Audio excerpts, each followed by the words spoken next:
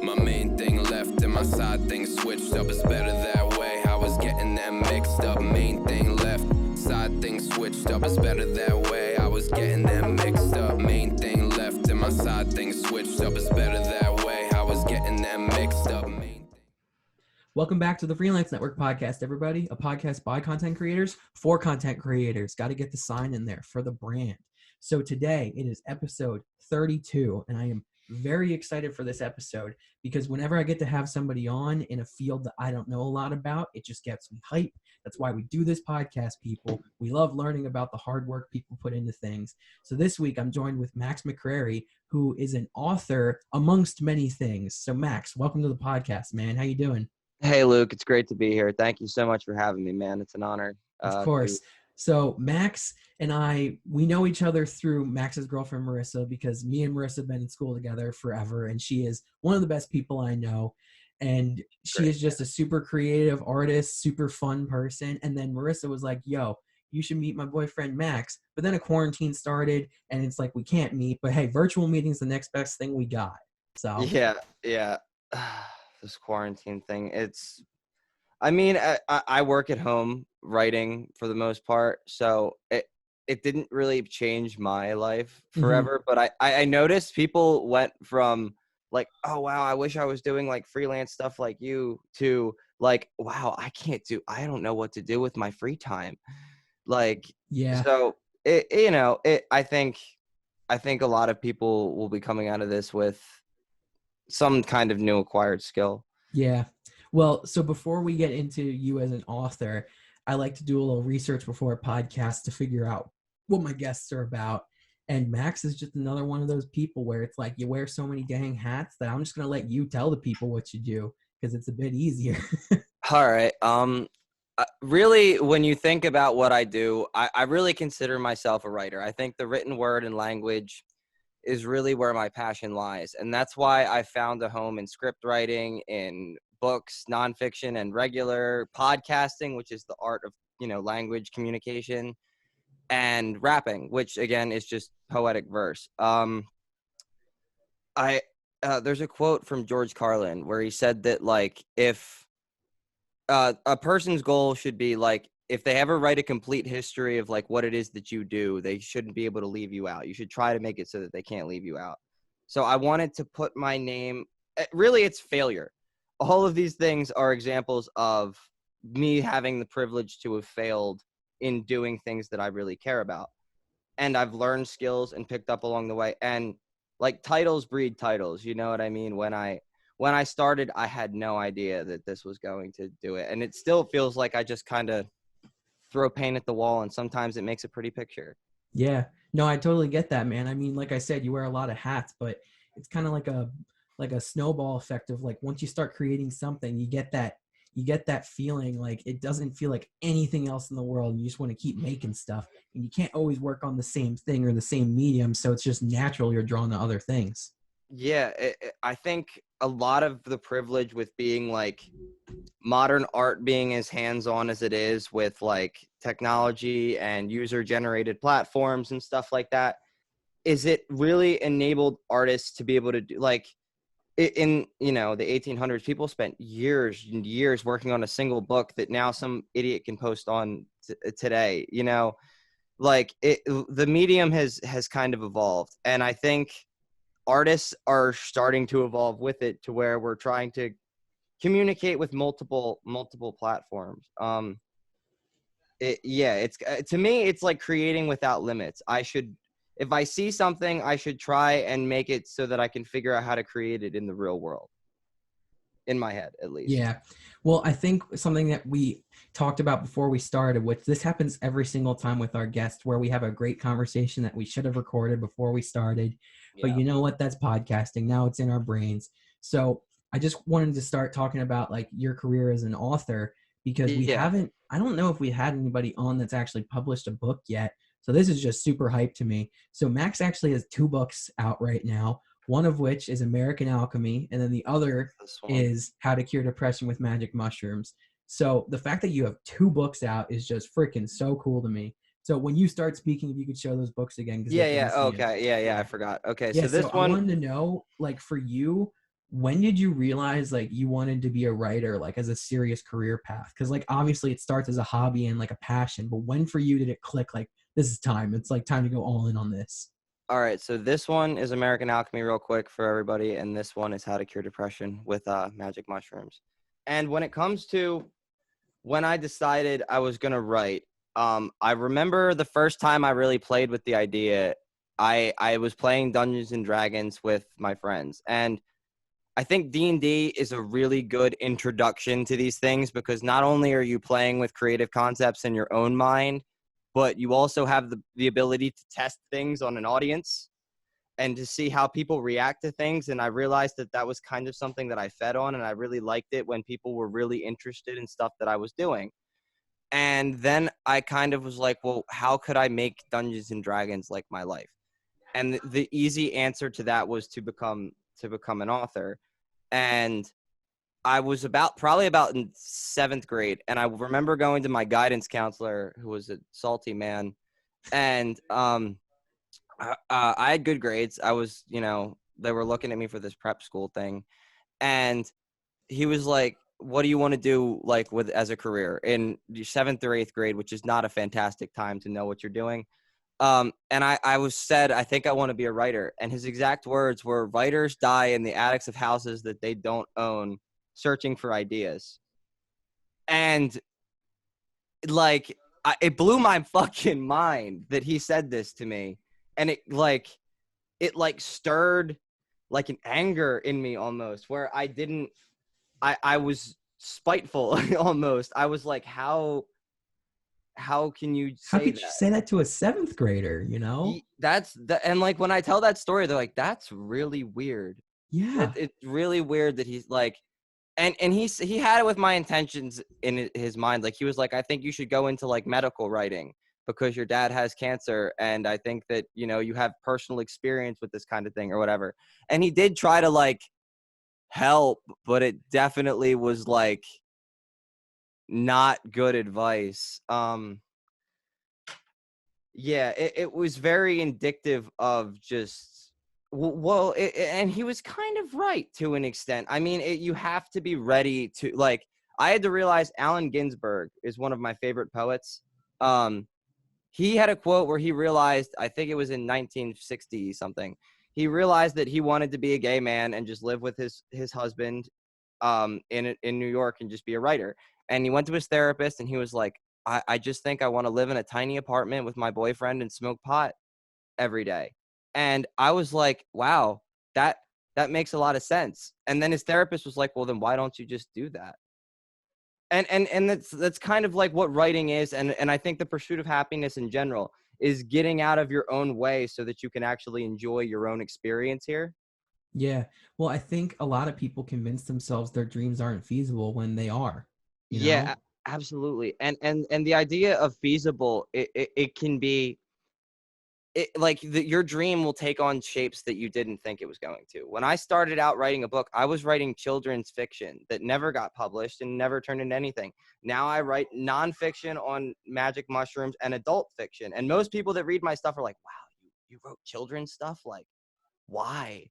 And it's because and I curse every other word practically. You have to develop your platform. You have to develop your craft. And if you're the same person you were 3 years ago doing the same craft, you probably haven't improved or tried too much. Yeah, no, I think that's super true where a lot of people like they always say that Albert Einstein quote where about like failure, like trying things 1,000 times is like good. I forget the exact quote. Yeah. But it's something like if you keep failing at something over and over again, like you're learning new ways to do it. Well, if you're not actually doing it in new ways, you're really not learning. Yeah, there's a Buddhist proverb that goes that the master has failed more times than the apprentice has tried. And I think that and like with filmmaking, with writing, that's really what you see is when you talk to somebody that's on their first book. And I encourage everybody to talk about their first book and to talk to me about their first book and stuff like that, that you should not treat everything that you do like it is sacred, that it is the word of God or some kind of fallacy that you have in your own mind. That's why movies tend to do well. And we see like a lot of, so video games are a good example too. Movies and video games both are forms of mythology, I would call them mythology, that require groups of people to work together to create a singular change in a person's consciousness and idea. And that in itself is extremely powerful. You need to convince a group of people that what you're doing is not only worth it, but worth it for them. And sometimes, yeah, that money's involved, so you can bribe people, but like it works different when someone really is a visionary director and the actors see value in their work and the writer sees value in their work. And these kinds of things, I think, have the ability to transcend. And I think, and I think they're all indicative of myth, really, of like what I would call higher myth. You know, that's a really interesting perspective, because like back in like middle school, I was really into mythology when I was first kind of figuring out, like you said, like in 7th or 8th grade, you don't really know what you want to do. Like you have ideas. Yeah. And for me, it was like I wanted to make movies, but I also really loved history. And one of the reasons why I love history was storytelling, and was all the stories you could tell from that, from mythology to like actual events of what happened. And then that just kind of snowballed. And I like that perspective a lot, of like a movie is like a mythology, where, you know, Star Wars is one of my favorite franchises. Yeah. And it's like there is such a cult following and a normal following, and just like so many groups within it that you can just dissect for hours. And then there's the people who haven't seen it and they get like converted to see it, you know, like Yeah. you watch Star Wars. It's like the same thing. But yeah, so my next question about writing though. So I know every single author is different about this, because I have talked to a couple people and I've read interviews. But like for you, what was the process of writing these books like? Because I know one's nonfiction and one's adult fiction. Okay. So like, was it similar for both, or did you have completely different approaches for the two? Yeah, I would say that. So when I start writing nonfiction and nonfiction stuff that I'm working on, it usually starts out as like an essay or a rant that I can't really contain. And then I'll start doing research. And like this book, I was trying to explain my own mystical type experience, because I had seen visions of mythology, things that you could attribute to shamanism. And I was an atheist before this, and I still to this effect am to an extent. And I needed to explain it. I needed some kind of way to wrap my head around this. And good advice for writing nonfiction is, if you can't find a book that you want to, that's talking about what you want to talk about, then write a book talking about it. And so that's what I did. I started messaging people online and doing the whole run around, really so that I could like kind of psychoanalyze myself. Really, I wanted to have an understanding of my own experience. That's awesome, dude. And I think that quote was so powerful, where if there's not a book where it's about something you want to talk about, write it yourself. And like, Yeah, exactly. so many people don't realize they have the ability to do that. You know? A good thing to understand is that everybody that's ever done something than you is not really smarter, but they've practiced more. You know what I mean? If a fish spends its whole life judging itself by its ability to climb a tree, like Einstein said, it's going to think it's stupid. But it's a fish. You know, was never supposed to climb a tree.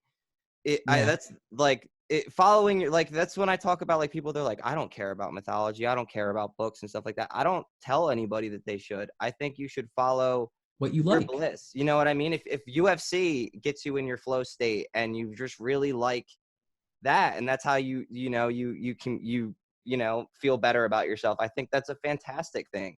Yeah. Well, it's funny you bring that up, because on Twitter yesterday, I saw an article where somebody said, this quarantine has made us realize that we don't need more sports, we need less sports. So I read the article just like to see what the person had to say. And it was from like maybe the Washington Post, but I'm not 100% on that. But basically the guy was like, I've never found enjoyment in sports. And right now, all these people are saying that they want sports back because it makes them sad. And that's stupid. And I was like, you need to reevaluate yourself. Yeah, that's Imagine replacing that argument with music, with movies, with TV shows, with theater, with any form of entertainment on this earth, anything. Just because you don't like it, like, and that's the thing that's so wonderful, is that for me, I used to be super into books, and like I loved reading, but not all my friends did. And I was like, whatever, I like reading. Like I read Percy Jackson like 1,000,000 times. Like, you know what I'm saying? Yeah. It made me happy. It has to do with like people, there's a tendency, you know, Yoda says it best, you know, fear leads to anger, anger leads to hate, hate leads to the dark side. You know what I mean? Hell yeah, I do. It's indicative of the pattern. You know what I mean? People that, and I don't watch sports really, you know what I mean? And I think that's because I care about other things, and that's fine. You know what I mean? But you see a lot of the people that professional video gamers, I think, get it the worst They now, do get it the worst. because not no one, but people outside of their field, even on the news, this kid won, what was it? $10 million in one game of Fortnite. And they're sitting there like, yeah, look at him. He plays video games for a living. Ha ha ha ha ha. He just tripled your salary in 30 minutes. Yeah. And Like, it's like there's no reason to hate on somebody for doing something they love, because yeah. like I just never understood that point of view where like if it is your passion to do that, hell yeah, more power to you for pursuing it. Like that's amazing. And why, like, the need to rip other people down to build yourself up? I think it's very normal for humans to do that, but you also should recognize when you're doing it. And it gets far, and it gets far. And sometimes, yeah, it's easier to say, like, you don't have to like the book that I like, or you don't have to like football. But when someone talks about eradicating it completely, I think that's really, really dramatic. Yeah. I don't know, if you don't like something, you like George Carlin, again, I'm quoting him, but like he was talking about, I think it was his rant about the 10 Commandments and how he got censored because a pastor would listen to him on the radio. And it's like, you know, you can turn the knob on the radio. You have the ability to, you can take responsibility and mind your own fucking business. You know? Definitely. It's like people always, they like to be angry, you know, they search for it. Whereas one thing I've noticed is that most successful people avoid that. And it's like, if they don't like something, they're not going to tear somebody down for doing it. They're just going to do their thing, you know? Mm-hmm. Yeah, I don't really, I very much try to not hate on anybody's way of succeeding. And like I had a negative rant the other day, and I'll talk about it because it was about the disaster movie people, Mm-hmm. and how that, like, they're equivalent of like Smosh on YouTube, and how they've grossed millions of dollars, but it's like a lowbrow form of art. And I'm not hating on them for doing it. You know, they can be the frat boy director that they want to be. You know what I mean? That's their right. But you know, I also don't attribute it very highly. Yeah. At the same time, I think you can have a subjective opinion without needing to destroy your enemy Definitely. entirely. Yeah. Well, I think that's the thing, is like constructive criticism is like a scary term, because most of the time it just leads to arguing or like just hateful things. But you can be constructive and critical of something in a normal, healthy, good way, which is just like such a scary topic now, I guess. Yeah, and absolutely. You see it a lot with YouTube commentators. Like, I watch a lot, like your channel, you review movies and stuff, but your channel, a lot of the time, I said this in your comments too, it focuses on the concept of it. If there's something you guys don't like, you don't just roast it for the purpose of roasting it, you explain it. And you know, that in itself, commentating versus critiquing, I think, are very different things. Yeah.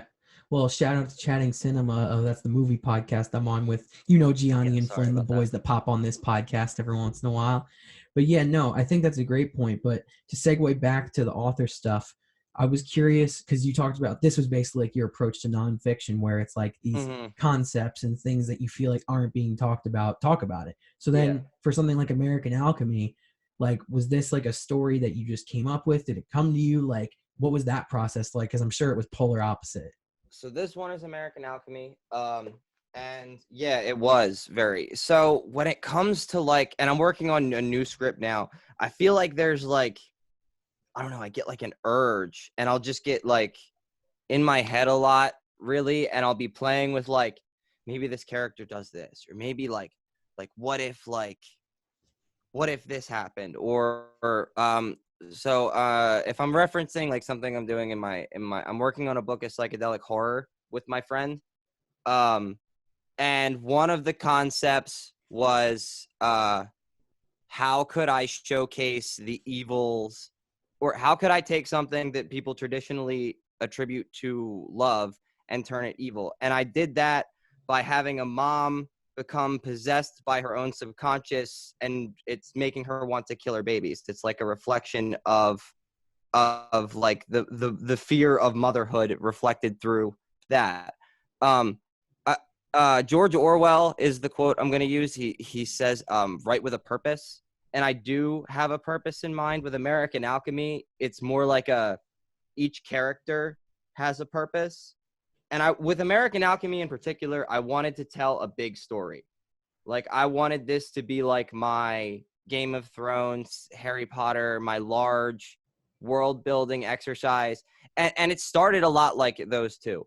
And over time, the scrapping and rewriting of stuff, it developed more into like a Douglas Adams-esque Hitchhiker's Guide to the Galaxy fantasy book. I love that book series so much. The Hitchhiker's Guide to the Galaxy. I attribute Douglas Adams to the voice of the narrator in my series. I think honestly, out of all authors I've read, he uses the narrator best by far, of just like posing interesting questions as like an outsider in the first book, and then each book, like, you become more and more part of the world. It's insane. Yeah. That could be a whole podcast in itself, talking about that book series. Absolutely. But it's comical. It like, and again, like, he took the like, this is science, and this is how miserable and depressing science is, and you have to laugh at it because it's absurd. How absurd your own existence is. And a lot of that is reflected. Like, I say it's a shame really quite a bit in the book, and a couple people have even commented, they're like, it's like you're making fun of us, like you're like pointing out that there's like tragedy and stuff, and that just the story just keeps going, and it's like a sad joke. And it's an abhorrent joke leading toward the end of the world is what the book is about. Mm-hmm. Yeah. So now, with 2 books under your belt, I was curious, because I know a little bit about your story because I do listen to your podcast, but I wanted you to talk about, for you, what the publishing process was like, because obviously you can write however much you want, but it's just sitting there as a manuscript or typed up unless you actually do something about it. So the publishing world is one of the probably most difficult to break into, I would say. I messaged every single fiction author in the writer's marketplace and got rejected every single time. After that, my mom died of a heart attack with 4 agents left. And I would call that my low point, you would say. My movie had just failed at the same time. So that kind of, when it rains, it pours kind of concept. And I had a moment where I was like, I could like give up. Like, this could just be it. I could just be done and just fuck it. And I was very close to that at that point. And a couple of events had to happen for me to change my perspective. But the one that led me to my publishing avenue, Alan Moore, who is my favorite comic book author, Watchmen, I'm reading From Hell right now. Prometheus, my favorite comic of all time. Anyway, Alan Moore did a lecture at a library because I guess he just gets drunk sometimes and just goes on rants at libraries. And he was like, the publishing industry is atrocious. They're going to steal your art and make money off of you. If I could go back and change anything about myself, I would have started my own company and done it myself with my own practices and belief system and moved forward from there. And that really rang true for me because I'd heard quotes like in Buddhism that say that you should become the person that you're looking for in the world. Like, you should be the person that helps people the way that you wish you were helped. And it kind of felt like if I did it myself first, if I figured out my own path, I could help bring other powerful creative works into fruition. And that is a long-term goal, is for like a user-generated art platform that distributes wealth evenly.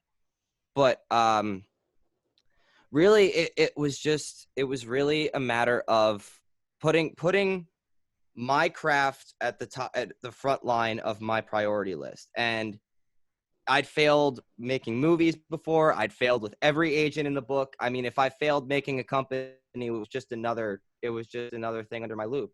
And at least now when I talk about all of these things, people are like, wow, that's like a pretty decent resume. And it wasn't when I was doing this. It was all it was all just, wow, that's probably gonna fail.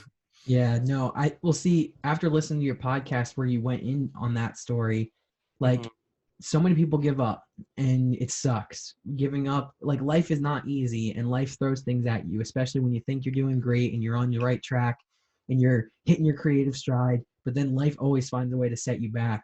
And I think that's one of the things I find most admirable about you is that you don't give up.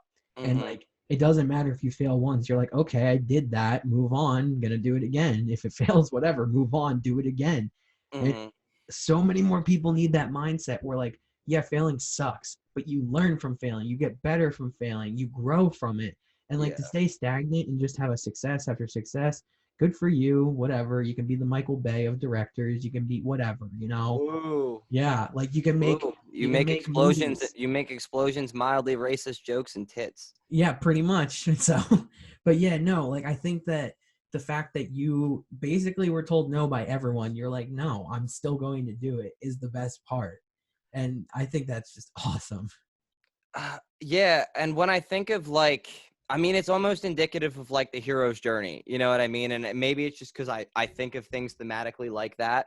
How writers think, man. I mean, I write scripts, you write books. It's the same way. Exactly. You just break things down in that context. I think a lot of people, whether they go through a lot of pain like I did in my way, or like the person I'm referencing when I'm talking about this who said this is Damien Eccles.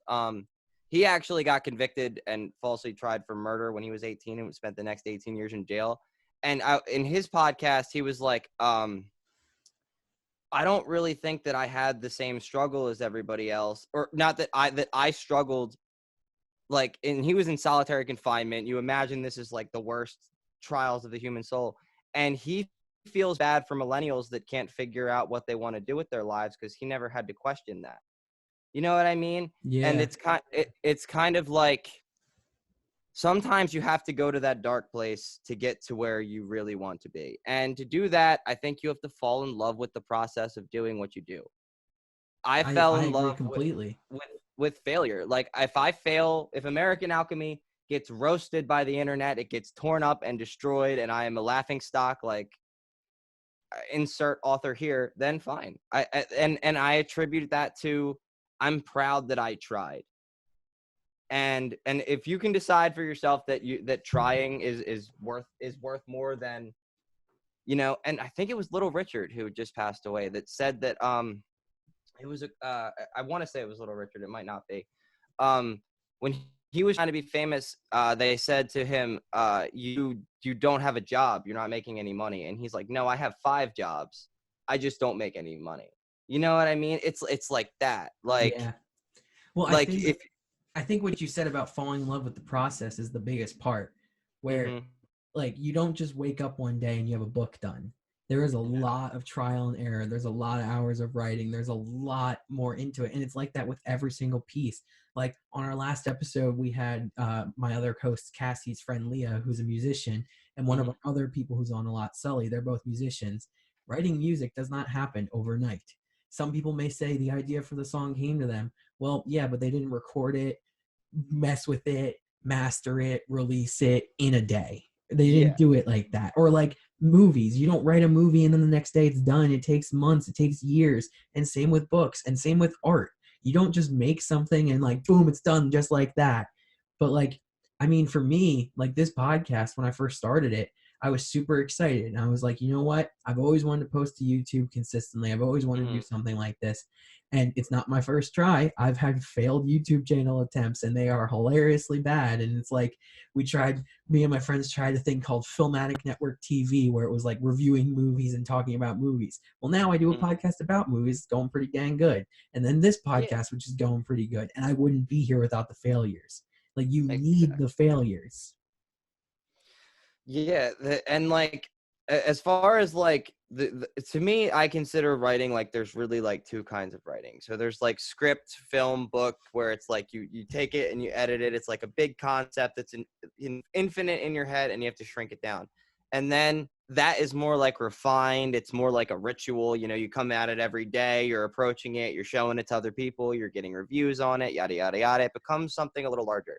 And then there's like things that are indicative of like freestyle rapping and very flash in the pan poetry-esque, like this is the moment, I'm going in and I'm doing it right now. That's kind of like more like how I see the two aspects of art consecutively, is that, and either one could be amazing and either one could be bad. You know what I mean? You could overproduce something and ruin it, and you can underproduce something and ruin it. And at the same time, you could just freestyle it. This right here seems to be going well, and it's just, two people talking. Yeah, I mean, that's like I said, we've never met until this virtual call, but we're already vibing, and I think that's a good segue into something I often ask people with podcasts, because you do have one. So if you could just talk a little bit about yours, and then after that, let's just riff about what we love about podcasting. Because let's be real, people, all you people listening at home, watching at home, we love you. Thank you. Because this is like your time. You are coming into our world, giving us your time, and that means so much. And podcasting is just super dope. So Max, what's your podcast about? Supporters make the world go round. Wait, before I say this, have you seen the episode of Midnight Gospel? It's the first one where Clancy, he comments, he's posted his podcast to the internet, and he's like, he's got one follower, and he's like, I love you. I'll do anything for you. I'll live. I'll die for you. It's like that. You guys are fantastic. And we do it to make you smile. But podcasting, to me, it's about the art of conversation. And I think it's an underappreciated art form that we all have to engage in. Language is like I said, what I romanticize about my life. It's how I view the world. And I think the way that we communicate with each other is significantly important. And when you do it through podcasting and talking like this, I think you can get like a really deep connection with people. And a lot of the time, I don't think that it's wrong to just be writing back and forth to people, because people used to write letters to each other, and God knows how many, misinterpretations went through mail that started wars. And now, if someone misreads my comment and it turns into 150 other comments on the internet, I think this right here is kind of like I don't know, it's kind of like a special thing. It's two people just taking ideas and bouncing them back and forth, and then putting it out there for other people to have similar ideas. Yeah, well, I feel like it's the rawest form of produced material, where like there's production behind a podcast, but at the same time, we're just going. Like Freelance Network, I try as hard as I possibly can to not make any cuts unless we absolutely have to. Like a couple times Zoom skips and like you have to cut some stuff out.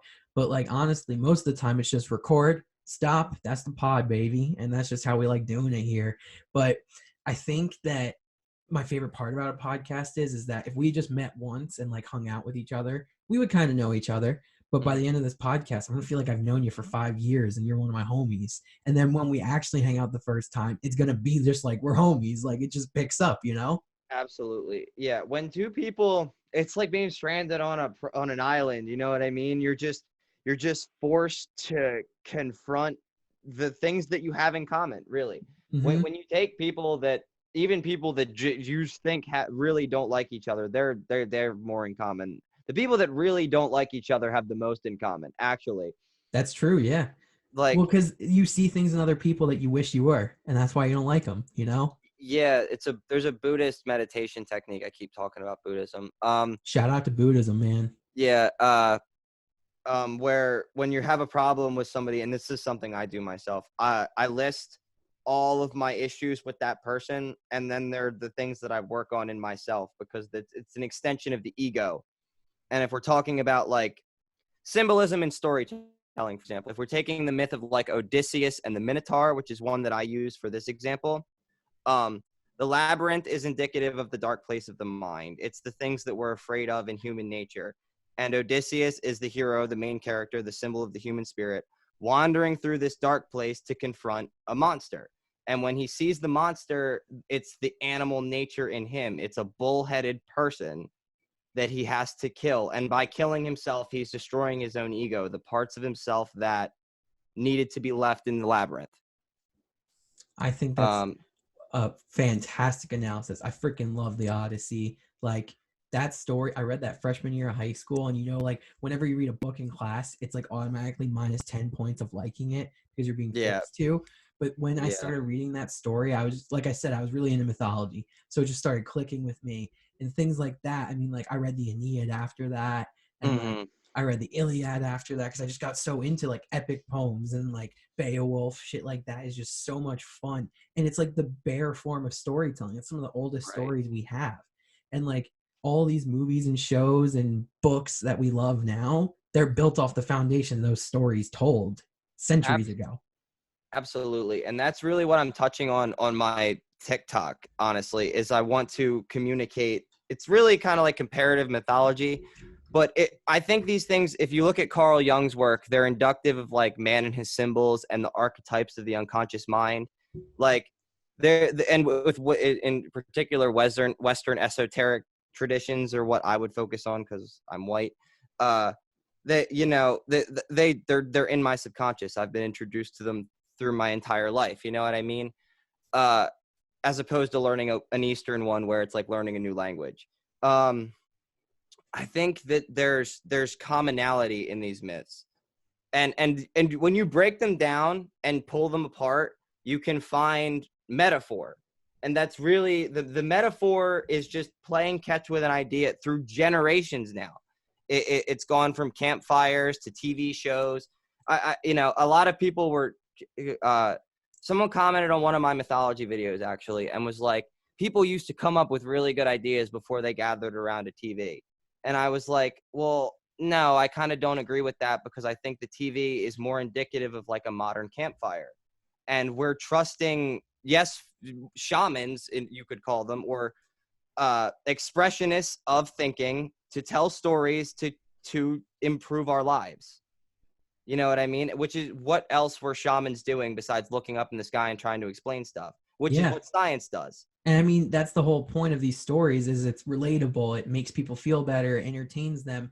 And like you said, the campfire to the TV, I think it's a great analogy where like they told stories around the campfires because at night, normally it was just prey out that could eat you and kill you. So distract people, keep them happy, keep them entertained, and teach the children lessons that you want to teach them. And what does the TV do now? Same thing, just not quite as same as prey. I mean, if you walk outside, you're not gonna get eaten by something, but like still, TV helps, and like it teaches But kids. like what you, sorry, No, you're good. but like what you said before, like about Star Wars, like, okay, now if Jesus is the reason that you want to be a good person, I think that's fantastic. But if Luke Skywalker is why you're a good person, I don't think it matters. As long as you're just doing a good, like being a good person, you know? Exactly. Yeah. I think with modern myth, especially with comic books and Star Wars and movies, it took a lot of Americans and British people, a lot of them, because we're talking about English platforms primarily. It took groups of these people to create things like Superman. You know what I mean? And that's what myths did. They got handed down from different voices and adapted to different lines of storytelling. Yeah. And Alex Gray says that the purpose of cultures is to come up with better religions. And I would say that the term religion just got bastardized into not meaning mythology, not meaning metaphor. You know, what we're doing is we're just coming up for metaphors for how to live. Yeah. You know?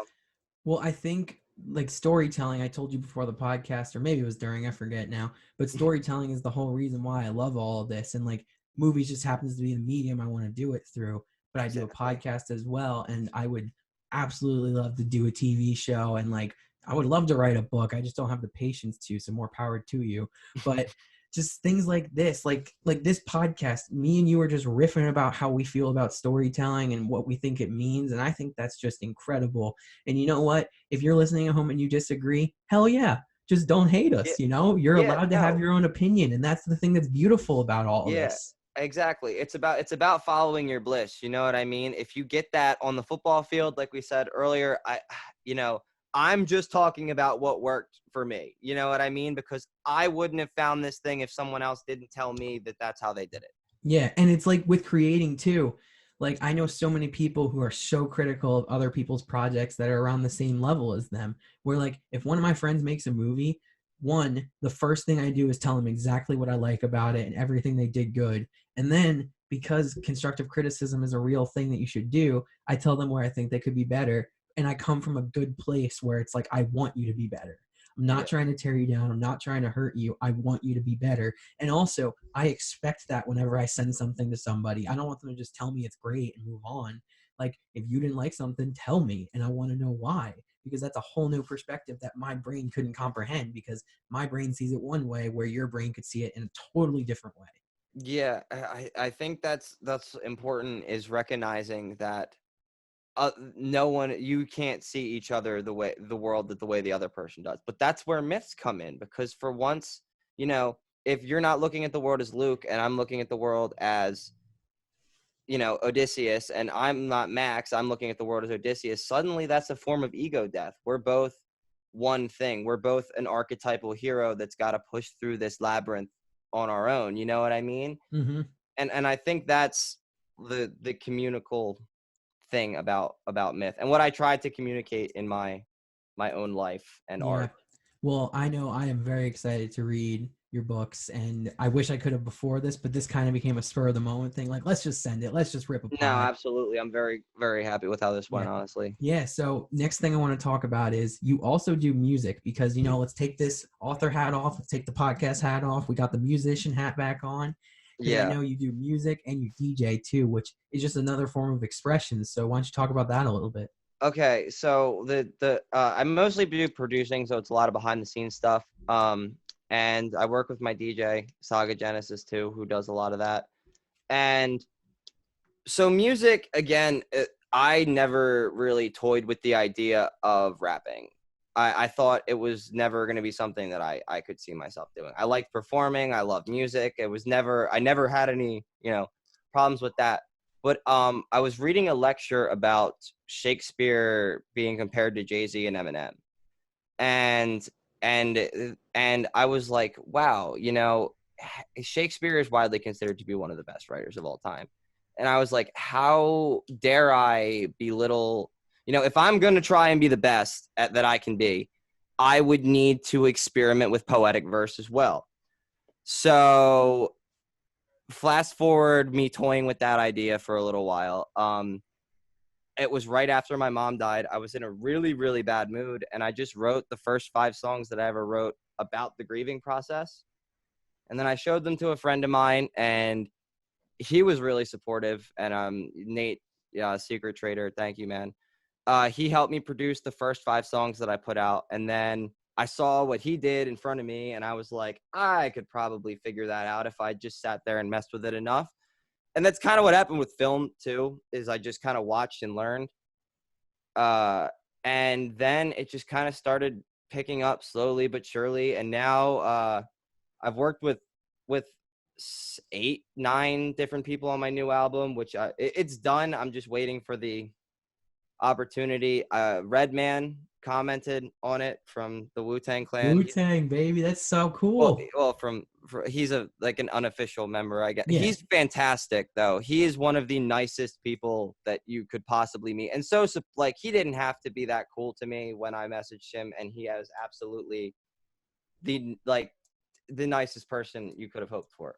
And when I see people like that, and like Redman was, or like Alex Gray was when I met him, because when I went to meet Alex Gray, I had a bunch of questions about psychedelic experiences and art, and I got to talk to him one-on-one, and he was so much more interested in me than I was in my art, not knowing who I was as a person, than I was knowing him as a famous person. And I was like, wow, that's so unlike the way people treat me on the internet.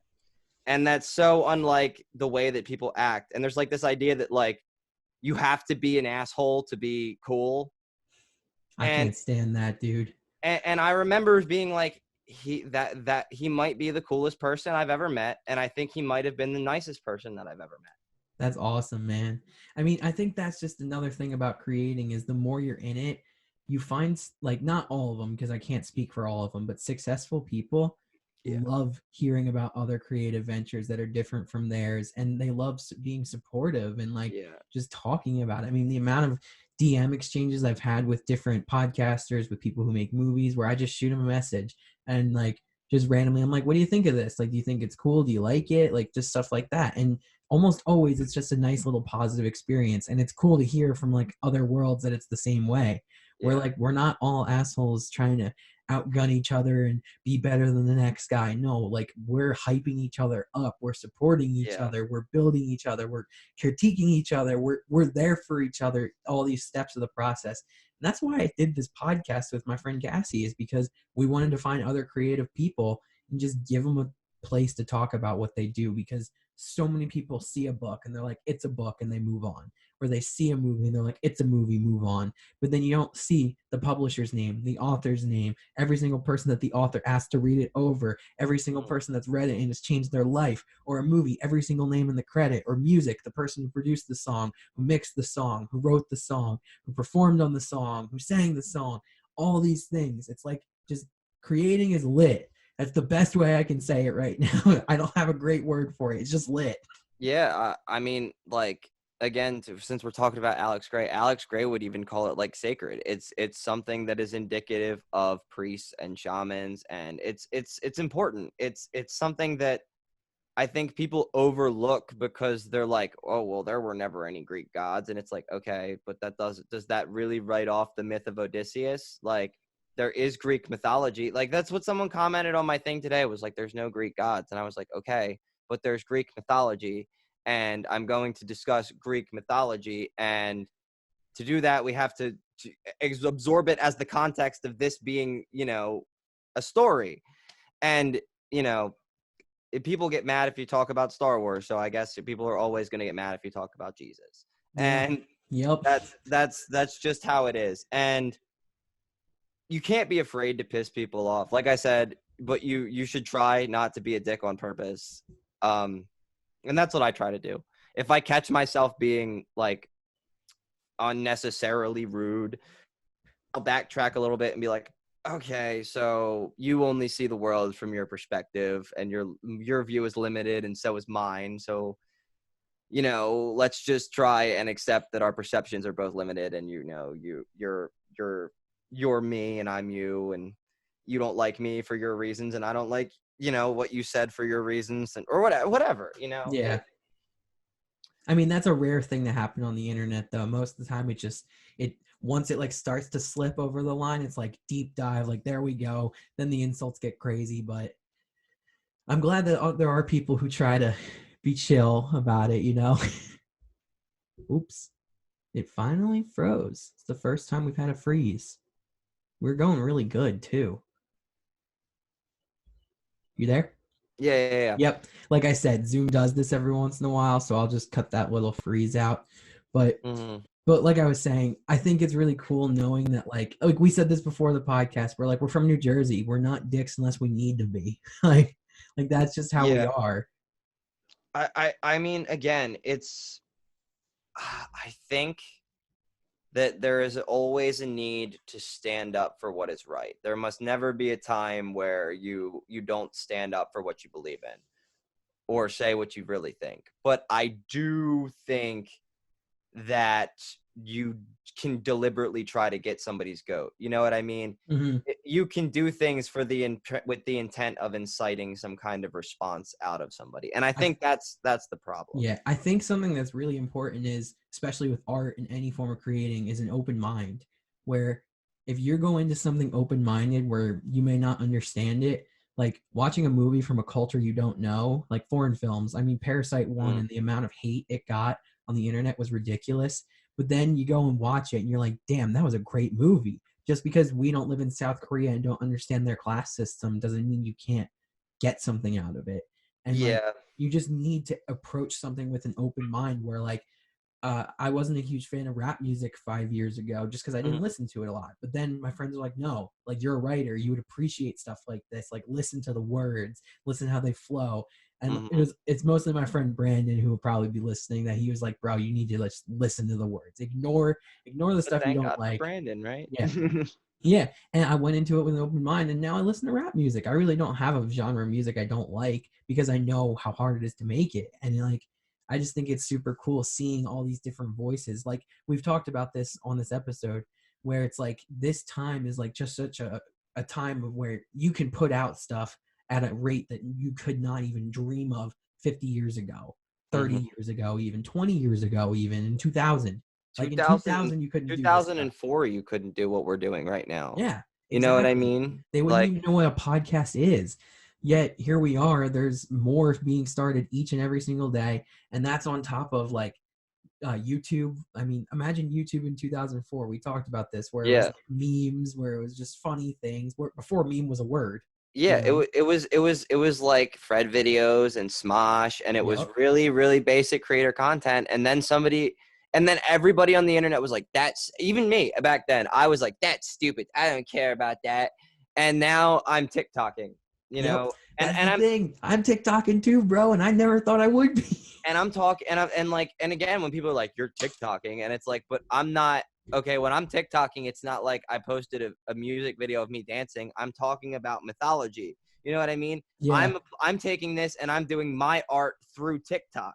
Yeah, I'm the same way where it's like I like making funny videos and I'm using my editing skills because I'm just that bored. And I'm like, you know what? Let me just make a funny TikTok because I have the idea for it. Like, and it takes me like 5 minutes usually to edit. And it's just flexing that creativity muscle where like I need to be doing something. And to devalue a platform just because you don't get it or it's not for you, it's not intended for you, like just chill. Like, because it's not hurting you that TikTok exists. No, to an extent, it's almost like being like, I don't like painting. It's like, you don't like painting, you don't like music, you don't like what? Like, you don't like any music. There's none of it does anything for you. Classical, rap, rock, none of it means anything to you. If you can honestly say that, I mean, I'm sure there are, I guess, people like that, but listen, I'm a quote Star Wars once again. Yeah. Obi-Wan said, only a Sith deals in absolutes. And it is true. If you can just absolutely rule out everything from an entire group, like I don't like painting. I'm sorry, but you're saying you've seen every single painting in the world and you've said, no, I don't like any of them. Like when I see Van Gogh paintings, I just get so creative and inspired because I think his work is amazing. And there's people who don't like it, which is A-okay. But to just rule off everything in one go is just wild to me because it's like the culture. It's cool to hate things. It's cool to be jerk. It's cool to dislike. It's cool to hate. And I'm tired of it. I don't know about you. I'm just trying to be positive and hype people up. Yeah, I kind of deliberately started doing things in spite of people's like ability to hate things. So when I catch myself really liking something now, I become like, I wouldn't call myself an unquestioning supporter of things, but I do. You vocalize it. To vocalize my support of something. When I like a TV show, I vocalize my support of it. I actually will write an essay to figure out why I like this thing because I'm a writer and that's how I process my thinking. But you can like it's yeah. I lost my train of thought a little bit. But. You're all good, dude. Listen, we've been ripping for a while. So now, like I said, we on the Freelance Network, we love bringing people back. We're going to be starting more discussion-based episodes where it's like different creators from different walks of fields just come on and talk. So this will not be the last time you're on because this was great. But before we go, I want you to just shout out where people can find you on social, YouTube, Instagram, Twitter, TikTok, whatever you want to shout out. This is your time to. TikTok, Instagram, YouTube, Moox_Milli. My music is on there. My audiobooks will be up as soon as I get off my lazy ass. And I'm posting to TikTok as regularly and replying to everything as much as possible. Thank you so much for having me, Luke. Of course, Max. You know, this went great. I'm really stoked about it. And also, all those links will be in the video description below, so you can check it out. And if you're on Spotify, just pop over to YouTube and you can see it. So you better check out Max, and they can get your books on Amazon, right? No, I'm not on Amazon. Just send me. I had problems with Amazon with my first book. I don't want to talk like it. I have problems with it's a corporation thing. Anyway, I own my own books. If you send me a message, I will ship out to anywhere in the world. I've had books, and I'll work with you. Thank you. Yeah. So everybody, shoot Max a DM to get one of these lovely books. Check out his music. Check out his podcast. Check out all of it because this guy I just vibed with just looking at like the messages you like to throw out there, just talking about creatives and like the brief conversations we've had. I'm like, I know this is going to be a dope friendship already. And hey, it is 2020. It is May. What's today? May what? May 11th. Yeah. May 11th in 2020. And I can tell you right now that Max is going to blow up and be so famous for something. He's one of those people, I just don't know what. I can't put my finger on it, but I see it happening. So here we are on Freelance Network Podcast interviewing him before he gets huge. So you better check him out now while you still can. So yeah, Max, thank you so much for being on. I really appreciate it. I can't wait to have you on again. And everybody watching or listening at home, thank you so much for your time. We appreciate it. Stay safe, stay healthy. And hey, that's another pod in the books, baby. Thank you so much, everybody. Thank you. Thank you, man. Yeah, but you gotta let it happen like a ritual. My main thing left and my side thing switched up. It's better that way. I was getting them mixed up. Main thing left, side thing switched up. It's better that way. I was getting them mixed up. Solo at the party, so I left with myself. If I needed what she needed,